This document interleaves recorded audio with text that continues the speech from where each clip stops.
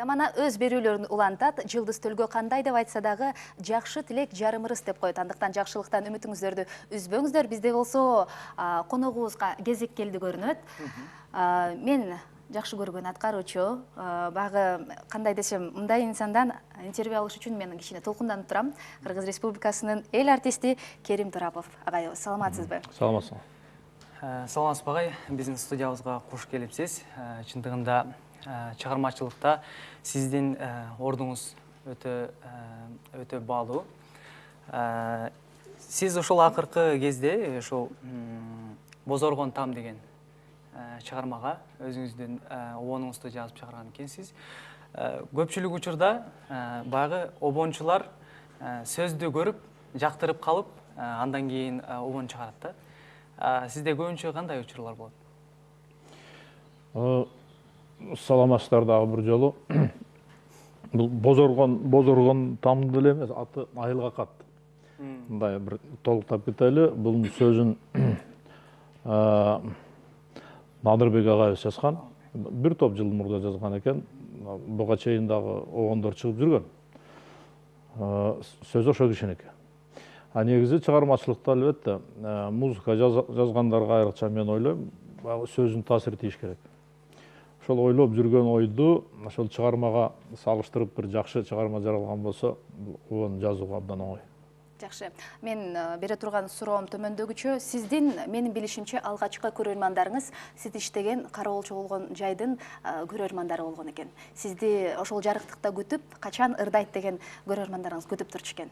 Анан баягы бирде жигит төө менет, бирде жигит жөө жүрөт деп өзүңүз айткандай, ушул деңгээлге жетиш үчүн канчалык тепкичтерди басып өттүңүз?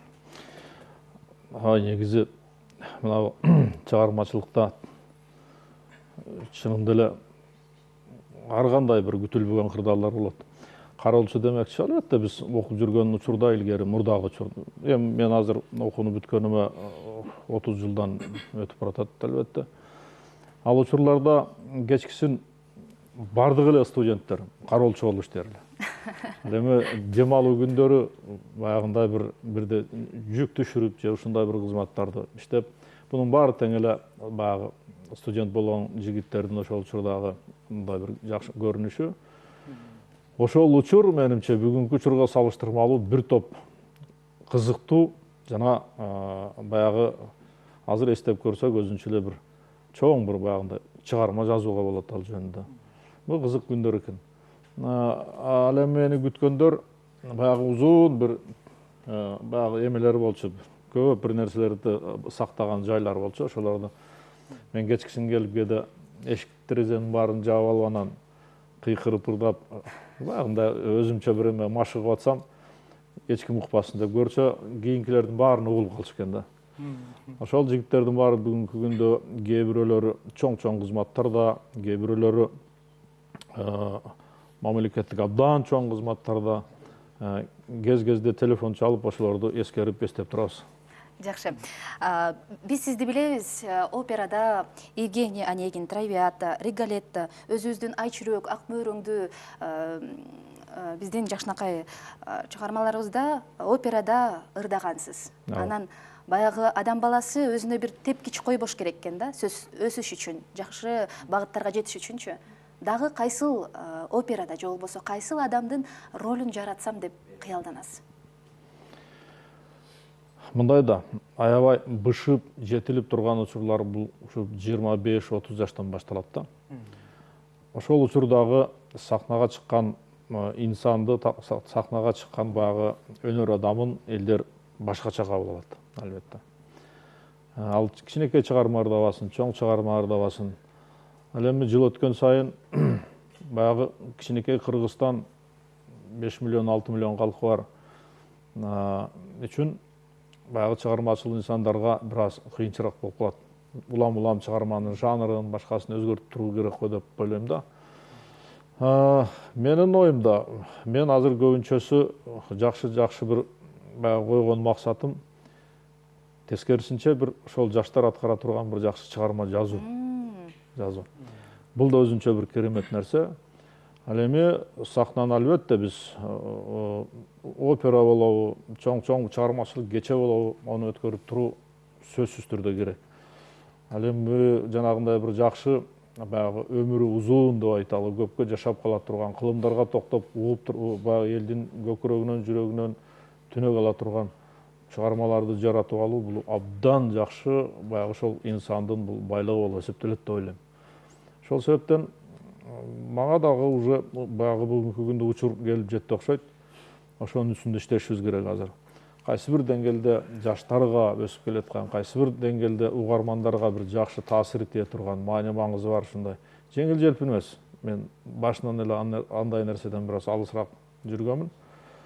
Салмактуу, ушундай бир келечектүү, мен жогоруда айтпадымбы, көпкө чейин жашап кала турган, элге бир ушундай бир же бир ыйлата турган, же бир күлдүрө турган, же болбосо бир күч кубат ала турган бир чыгармаларды жаратып бул ар бир чыгармачы инсандын негизги максаты. Агай, анан негизи сиз аткарган ырларда деле өтө мындай токтоо ырлар да көбүнчө. Эгерде сизге ошол токтоо мүнөздөгү адамдын ролу берилсе, аткарууга макул болот белеңиз кино жаатында? Жок, мен андайды аткарып эле жүрөм, аткарабыз Кудай буюрса дагы. Мен айтайын дегеним да баягы негизги эң бир башкы мендеги максат ошондой болуш керек. Анткени көп эле чыгармачыл баягы композиторлорду алып көрөлү, оюнчуларды алып көрөлү. Ошолордун баягы кийинки бир аз токтолуп калган учурдагы жазган чыгармалары негедир көпкө чейин сакталат да. Бул деген аркы беркини көрүп, түшүнүп дегендей, такшалып дегендей.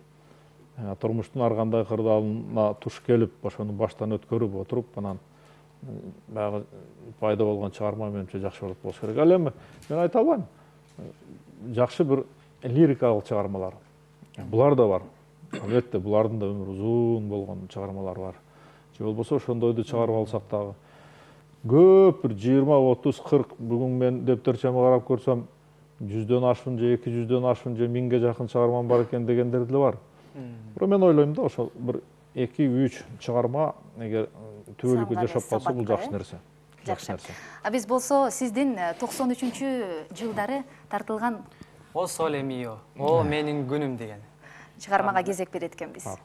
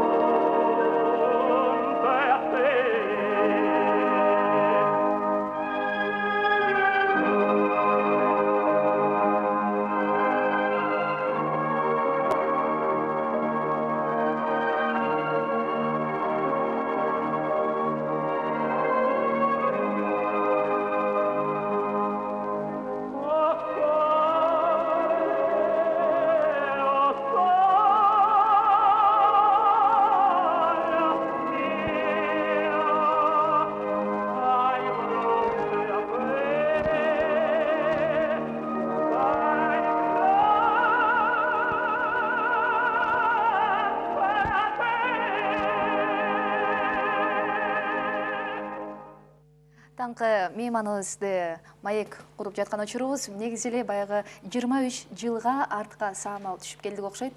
Байкашымча аябай карап эстеп отурдуңуз. Ооба. Кайсыл мүнөттөр, кайсыл көз караштар эсиңизге келип кетти? Мен бир нерсе ошо эсиме түштү, кече күнү көрүп отурганымда дагы эсиме түштү эле. Ушул чыгармаларды аткарып жүргөндө мага баары айта берчү.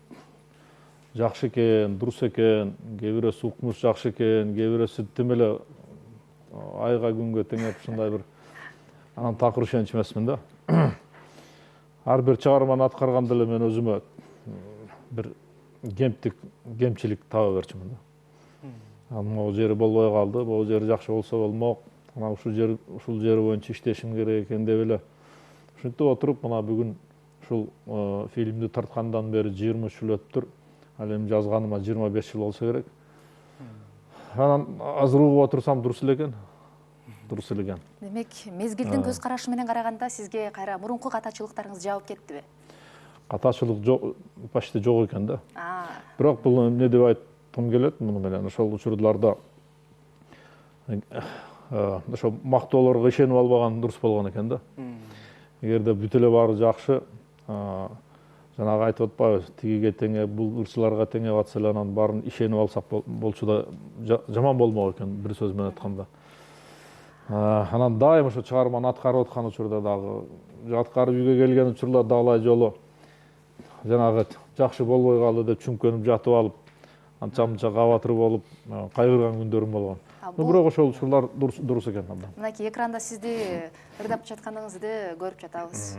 Ушул улуу инсандар менен жүргөн убактыңыз жөнүндө кандай эмоциялар, кандай сезимдер, ошолор жөнүндө дагы айта кетсеңиз. Албетте, мен баягы ушундай бир профессионал ырчы болом деген максат койгондон кийин менин көмүр туткан кишим, менин аябай бийик кишим, инсаным сиздер көрүп турган ушул Болот Мыңжылков болчу. Мен окууга тапшырганда ушул киши биздин азыркы консерваторияда, мурдагы институт искусств биздин ырчылар бөлүмүндө, кафедрасында зав кафедра болуп иштеген. Албетте, бул кишини көргөндө, коридордун аркы башынан көргөндө, берки башында баратсак артка бурулуп качып кеткен, кайрылып кеткен күндөрүбүз болуп толкунданып. А киши менен бетме бет отурганда бир сөз оозубузга келбей турган күндөрү болду, ушундай бир баягындай тартынып дегендей. Кудайдын буйругу, күндөр өттү, бир аз бири-бирибизге баягындай бир көнүп дегендей, мен далай жолу бул киши менен баарлашып отурган күндөр болду. Далай жолу бул кишинин жакшы мага айткан акылдары болду, акыл насааттары болду. Албетте, ошолор мага абдан күч берди, кубат берди деп эсептеймин. Агай, өзүңүз айтып калдыңыз, өзүңүз чыгармачылыкта дагы устаттан өткүдөй шакирт тарбиялай алдыңызбы? Мен ойлойм, тарбиялай алдым. Бүгүнкү күндө бир жигит бар, ошол Италияда иштеп жүрөт, анча-мынча сиздерге да келип жүрөт. Жакында радиодон түз эфирден чыгып атканын угуп калдым. Ошол жигит менде окуган. Менин классымда менен сабак алып, менен таалим алып. Сиздин шакиртиңиз? Шакирттигим, аны ошол учурда жогорку бийликтин башында турган кишилерге кирип отуруп, анча-мынча тыйын тыпырын финансылык маселесин чечип окууга жөнөткөн менмин. Аны ачык айтып жүрөбү, жүрбөйбү, аны өзү билсин. Бирок ошону аракет кылган киши мен, ошону жөнөткөн киши мен, учурунда мен барган жокмун. Менен ушул келечекте бир студентим бар эле, барып келсин деген максат менен мен ошо чуркап жүргөнмүн. Жакшы агай. Бул аракеттериңиздин акыбети кайтат деген үмүттөбүз. Анткени баягы Ал жигит Жеңиш Исманов деген жигит. Жеңиш Исманов. Эгерде экрандан көрүп жатса, сүйүнүп жатса керек сиздин оозуңуздан ал инсандын аты аталып жатканына. Агай, сизге маегиңиз үчүн ыраазычылык билдиребиз. Ар дайым баягы экранда биз көргөндөй 23 жыл мурун кандай болсоңуз, азыр деле ошондойсуз.